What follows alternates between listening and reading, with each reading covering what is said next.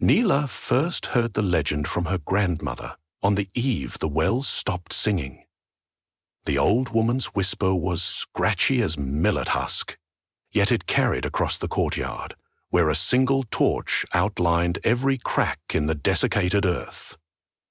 "Above the Monsoon," grandmother said, tapping her throat as though trying to dislodge memory, "there is a reef, a cathedral of living corals that float like rose-gold cliffs. Fish with translucent sails live among them. They guide clouds as shepherds guide sheep, steering rain toward lands that remember how to pray." Neela had wanted to ask why the fish had forsaken their village of Dariabar, but the torch gutted out, and in the darkness the question seemed too heavy to speak aloud. The next dawn, the council confirmed what everyone already understood. The last groundwater seam had collapsed. Families loaded clay pots onto lean bullocks and set off toward uncertain frontiers. Neela's mother spoke of migrating too, toward the rumor of a river 300 kilometers south, but when she reached for her daughter, Neela stepped back. She could not leave the cracked orchards where she had buried her father's flute, nor the courtyard where grandmother had spun impossible sky. Where others saw only shriveled tamarind, Neela saw the ghost of a paradise withheld. And so, before the caravans rattled out of town, she packed a slingshot, a coil of rope, and grandmother's weather-stained map, then slipped away.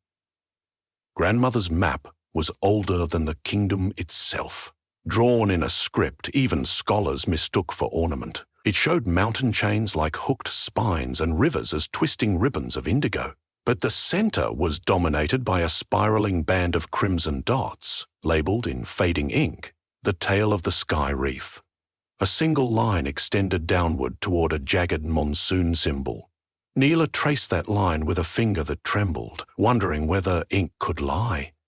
3 days she trekked across salt flats that glittered like broken glass. The wind there never truly slept. It circled her steps and carved rings in the dust, coaxing illusions of distant lakes. At night she sheltered beneath upturned water troughs, left behind by older migrations, using their warped metal to gather the scant dew. She counted constellations, reciting lessons her father had given her. A traveler who carries the sky inside her skull can never be lost.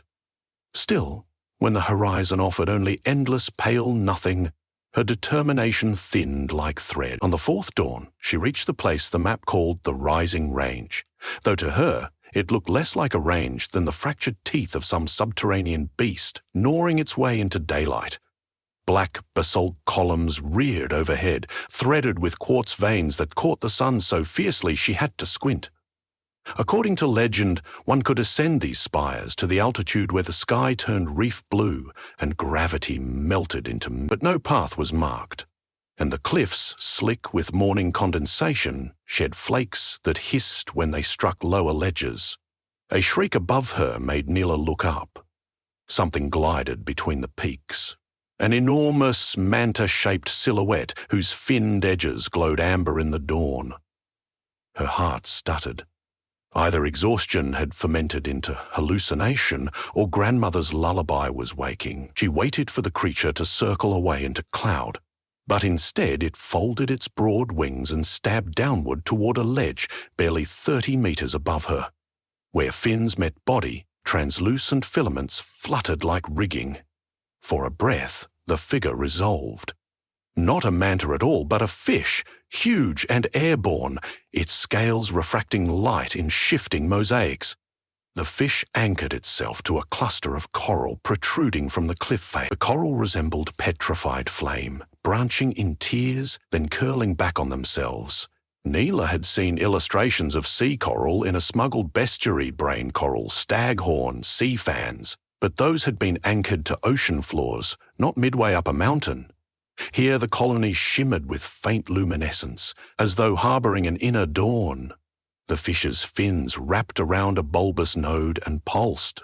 Clouds above convulsed in reply, drifting nearer, where water vapor brushed coral, droplets condensed and rained down the rock face, streaking it with sudden silver. Wonder jolted through Neela like sugarcane lightning. Prove alive, towering, deliberate. She uncoiled her rope, found a wedge in the basalt, and began to climb. Climbing was less hardship than negotiation. Basalt offered ledges, but each foothold crumbled if weighted for more than a heartbeat. Still, Neela persisted, driven by a burgeoning conviction that water was not a thing begged for, but a secret wrested from the firmament. She reached the ledge where coral met cliff, panting. The fish watched her with luminous eyes rimmed in gold, neither fleeing nor attacking. Its scales hissed. Moisture evaporated from them in faint halos. Remembering grandmother's tales of dignity, Neela bowed. Something like recognition passed through the fish's gaze. Its sail-thin fins angled downward, brushing a coral branch. A hollow note bloomed, half whistle, half whale song. Instantly, the nearest cloud peeled away from its cohort and dipped until vapor lapped the ledge like foamy surf. The fish gestured again. Droplets thickened, coalesced, then cascaded over the lip in smooth rivulets. Water, real water, splattered against Neela's cracked boots. She knelt, cupped her hands, and drank until her ribs ached from the shock of plenty. When she looked up, the fish had already launched itself back into growing daylight, weaving between coral protrusions further above. A path, Neela realized. Each ledge held colonies, each colony attended by more sailing fish. Together they formed a vertical highway of rainmaking. If she could follow them, perhaps she could understand how to redirect their bounty toward Darya Bar. The ascent consumed the remainder of the day. Sometimes she scrambled, sometimes she crawled into narrow crevices to evade gusts that threatened to pry her loose. By late afternoon she had passed from basalt into strange pale rock embedded with fossilized nautilus shells. Here coral sprouted not in clusters but in tapestries stretching the width of entire terraces, and the air hummed with wing beats of unseen creatures. At last, where sunlight diffused into pearlescent haze, she hoisted herself over a final rim and found emptiness, not absence, expanse. An oceanic plateau of airborne coral extended in all directions, floating free, its underbellies haloed by vapor. The structures ranged from delicate lattices to pillars the size of palaces. Fish of 100 hues soared among them, their sails some triangular like lateen rigs, others billowing like monsoon kites catching invisible currents. Between coral towers, clouds pooled like milk in valley. Rain fell in shimmering curtains, only to be inhaled again by updrafts and recondensed along higher ridges. The reef was, in truth, a living engine of weather, tirelessly building and breaking storms. Neela sat on a ledge, legs dangling over kilometers of gauzy sky, and allowed awe to strip her of loneliness. She thought of grandmother, now perhaps on some refugee road, clutching her throat where stories nested. She thought of her mother, moving south toward a river that might already be dust. She decided that leaving had not been abandonment. It had been pilgrimage. A nearby coral spine unfurled monstrous petals that emitted a fragrance like wet jasmine. The aroma recalled nights when her father played his flute after the first drizzle of the season, and nostalgia hardened into resolve. She rose and sought the fish that had first greeted her. Distinguishing one from another seemed impossible until she noticed a particular asymmetry. A tear in the leading edge of the right sail, mended by some natural growth, leaving a filigree scar. The fish with the scar circled a convex coral dais where several smaller juveniles nested. Spurred by hope and urgency, Neela vaulted across a narrow chasm, using her rope as counterbalance, landing within meters of the dais. The fish banked sharply, drawing itself between her and its young. Neela lifted her palms and spoke without planning. "My people are dying," she told the creature, voice hoarse from altitude and devotion. "You guide rain, yes? Teach me how to bring it to them." Her words tasted absurd, naive, but the fish's eyes contained depth enough to swallow ridicule. It hovered there, fins undulating like thought itself. Then it glided to the dais and dipped its head toward a pulsing coral nodule. The nodule's surface parted, revealing a cavity filled with swirling luminescent spores. The fish used its lower fins to sculpt the spores into shapes. First a spiral, then a branching fork, finally an arrow that pointed downward and east.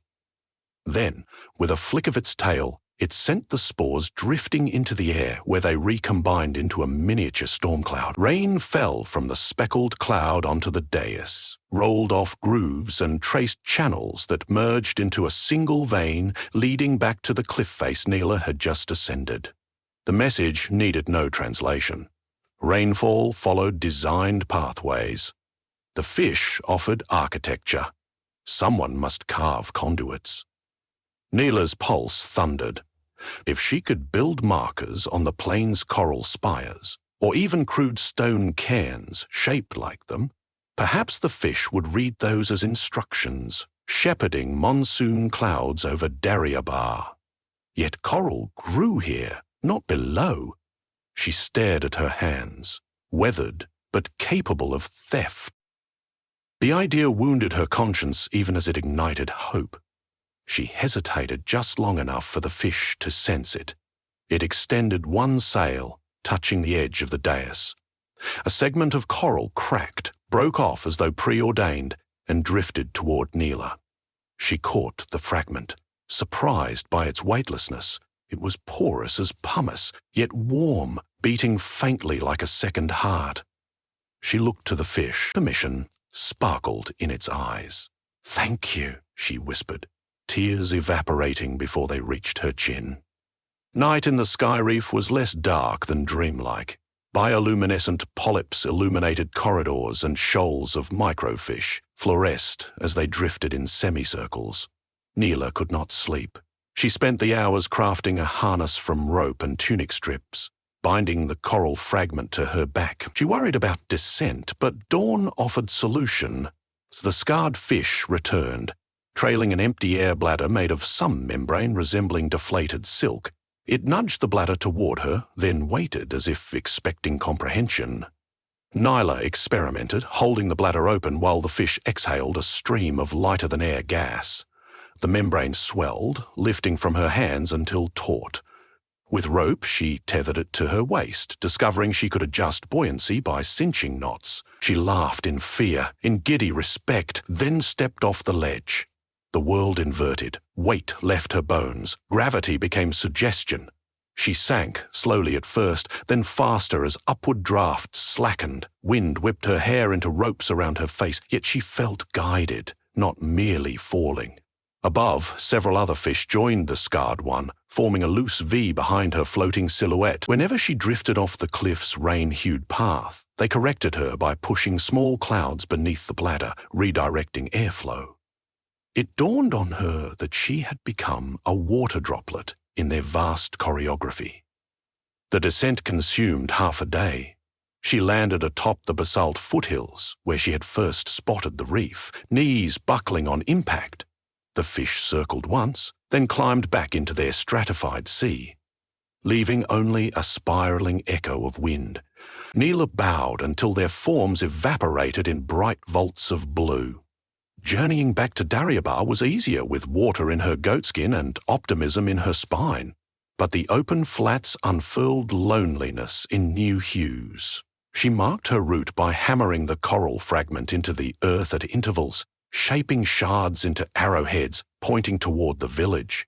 Where the soil was too hard, she embedded slivers into stone cairns. Each time she placed a shard, the coral responded by sending thin tendrils into sand and rock. Within hours, those tendrils thickened, secreting a crystalline substance that shimmered hotly. Soon, each marker glowed faintly, visible for kilometers at dusk. She realized she was planting beacons, a terrestrial reflection of the reef's constellations. On the 8th evening, she saw torchlight flickering at the horizon. Some villagers had remained, too old to travel, too tired to graze, or too stubborn to yield. When they recognized Neela, they hurried toward her, faces carved by despair into near-permanent sorrow. She could not yet promise rain, so she instead told the story with frantic urgency, pointing at the stars, at the glimmers of coral behind her like breadcrumbs made of dusk. "A child returns with pebbles," an elder muttered, half mocking, half grieving, but Grandmother, who had refused to leave until her heart stopped beating, laid a trembling hand on the shard embedded near the central well. Its surface throbbed under her palm. "Listen," Grandmother whispered, eyes wet. "It sings." That night, Neela laboured with whoever could wield a pickaxe. They dug channels, radiating from the coral shards towards cisterns and empty fields. The patterns copied what she had observed on the aerial dais, branching, then converging. By dawn, the village looked like a sketch of a leaf across which veins had been etched too boldly. All day the sun flared, pitiless. The shards glowed, but remained silent. Doubt chewed Neela's insides raw. She reminded herself that faith was not contract, but rehearsal.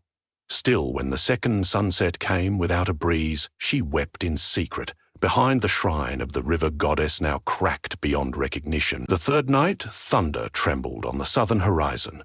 Villagers dragged themselves onto rooftops, listening to the distant growl, unwilling to feign hope. Neela climbed the watchtower that crowned the empty granary and peered into darkness.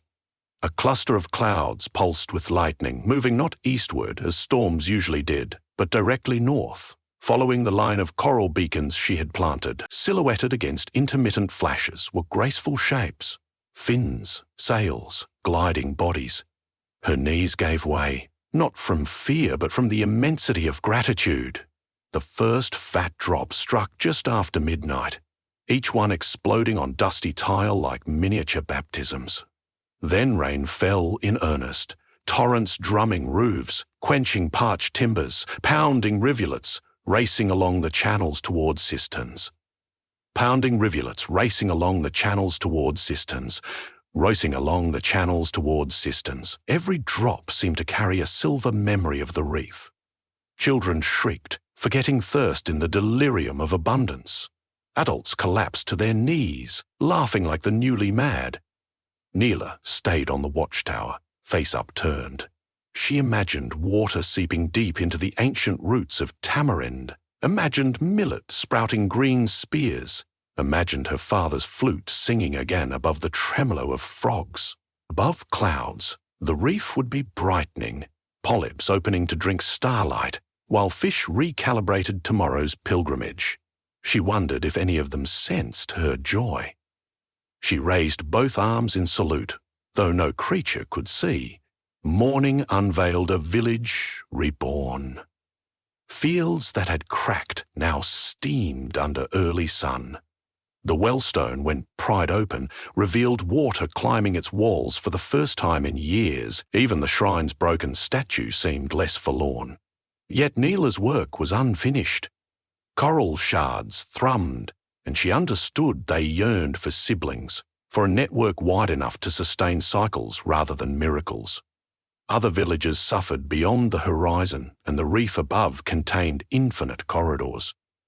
She packed her sling, coiled fresh rope, and this time villagers brought offerings: smoked grain cakes, spare sandals, a stitched pouch of river stones.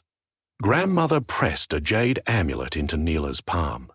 It bore the shape of a spiral, ancestor to all stories. "Paths repeat," the old woman said, voice steadier than drought, "but only because someone walks them." Neela departed at dawn, heading not toward the reef first, but toward the next cluster of abandoned hamlets, where bones bleached under impartial sun. She would seed the sky's alphabet across the earth until coral and clouds spoke fluent rain again. She walked lightly, partly because the earth had softened, partly because she could feel, high above her, an entourage of sails circling, matching her pace, guardians and companions both.